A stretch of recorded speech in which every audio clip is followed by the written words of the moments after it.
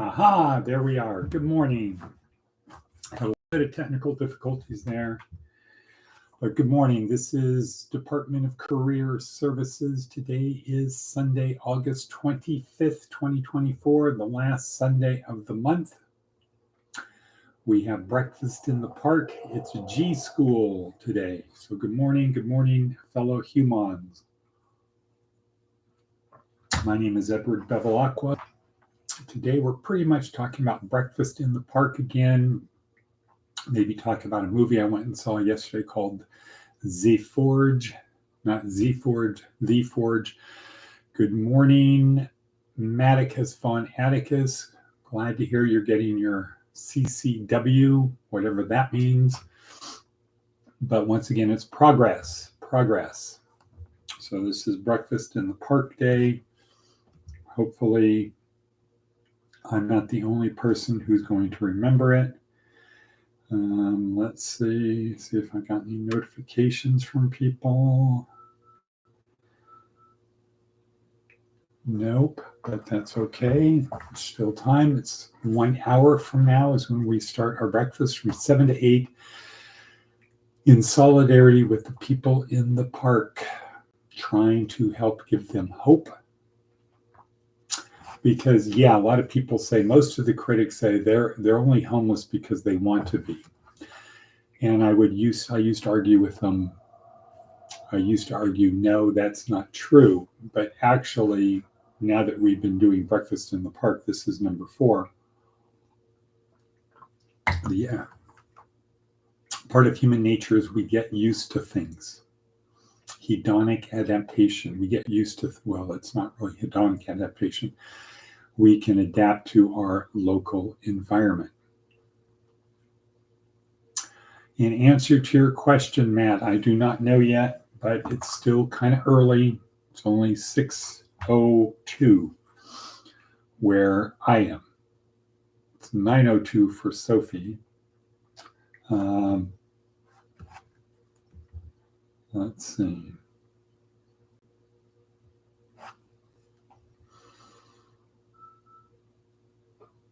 Hello, ... Is anyone there,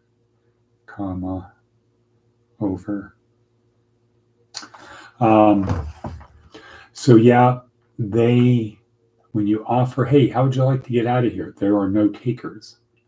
Why? Is it because they prefer to be there? No, they just don't have hope. They don't believe that their life can get any better. So why get my hope built up and then have it dashed? No, man, it's cool. I'll stay where I am. I have every confidence, though, that were they to believe that it can be better, they would get on board, because no one likes having to live in survival mode mentality. No one really likes that. However, it's better, however, it could be worse, right? Could be worse. Could be worse for those people.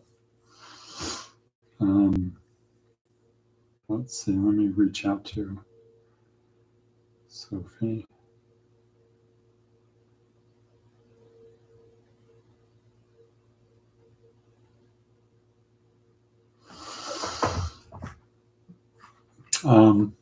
So today is breakfast in park. Now, yesterday I went and saw the movie The Forge.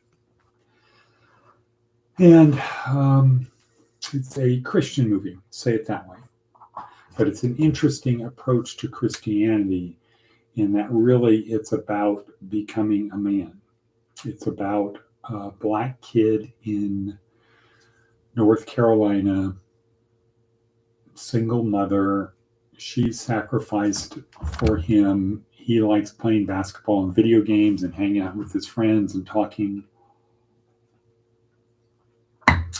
smart, not having anything to back it up. And then the realities of life hit him. He has to get a job. And he happens to get lucky to get a job with somebody who actually cares. And that person happens to be a Christian. And that person, his boss, Joshua, believes that the Bible is the source of what turned him from a person into a man. And so Joshua mentors Isaiah, and then you find out that Joshua is part of this group called the Forge, which I think he created it. Joshua, no, he didn't create it. That Joshua is part of a group called the Forge, and the Forge is men mentoring / discipling other younger men, and then those men disciple men, and it grows. So at the end, you're not one in a million, you're one of a million. There's Wadabevi. Buenos dias. How was your day yesterday? So the Forge is attacking this problem. What's the problem? The problem is Christianity is falling like a rock. It's falling like a rock, people. And when you go into church, if you say, how many people are in here between the age of 20 and 30, not with their families? Almost none. How many people here over the age of 70, over the age of 60? Quite a few. Over the age of 80? Quite a few, because they're at that stage where, hey, I'm getting close to the end. Now I don't want to really take any chances. I want to do the right thing. I want to do the right thing. I want to get right with the Lord, because just in case there is something, I want to make sure I'm on the right side. But you find very few people. So the Forge was an attempt to get it from the young stage to show, you read this. Let's pretend this is the Bible. It's not. This is a very good book. But you read this, the Bible, and you will become a man. And once you are a man, your life will be much better. It'll be better, much better. So that was the movie The Forge. And at the end, when it says you don't want to be just one in a million, you want to be one of a million. So there's a million people out there. You want to be one of those. We need to expand this thing. We don't want to go one adding to one. What we need to do is have it really multiply by everybody going out and discipling to groups. So that would be Jesus's third major command, right? Make disciples of all nations. So this is the approach on how we bring Christianity back. We go after the young people, and we do kind of a Mormon approach, which is family values. You want to be a man? Read the Bible. You want to be a man? Learn the lessons from the Bible. And I don't think that's the best approach. Is it an approach? Yes, that's the traditional approach. The traditional approach is we're going to go at it from the Old Testament perspective. And I think a better approach can be had by coming at it from the teachings of Jesus' perspective. Science plus the teachings of Jesus. And science meaning, is it more likely than not that we have a transcendent soul? So the traditional model takes it as a given that we do have a transcendent soul. When you die, you're going to go to heaven or hell. If you're an atheist, you just don't believe that story. We have nothing further to talk about. If you believe you're going to go to heaven or hell, that's the starting point. In the traditional model, learn the traditional way. Start with the Old Testament. In the beginning was God. Genesis 1:1. I think in the new model, you can start with just the teachings of Jesus plus science. It's more likely than not that we have a transcendent soul. And if we have a transcendent soul, why do we think that? And if we have a transcendent soul, what should we strive for? What's the destination? If there is a destination, if it's not just a journey, if life is just not a journey, and then when the car breaks down or runs out of gas, it's over, that we actually have a destination that we get to choose,